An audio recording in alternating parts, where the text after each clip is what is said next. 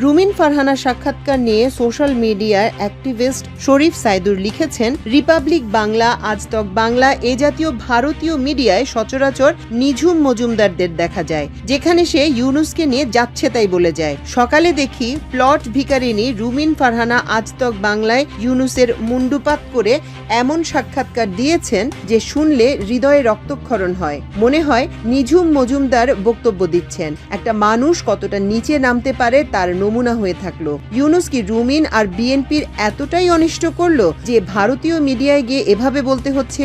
ভারতীয় উপস্থাপক জিজ্ঞেস করলেন, ইউনুস কি ফেল করলেন? রুমিন বলছেন, শুধু ফেল না, সব বিষয়ে লজ্জাজনক ফেল করেছেন। আর কি উৎসাহ আর কৌতূহল নিয়ে!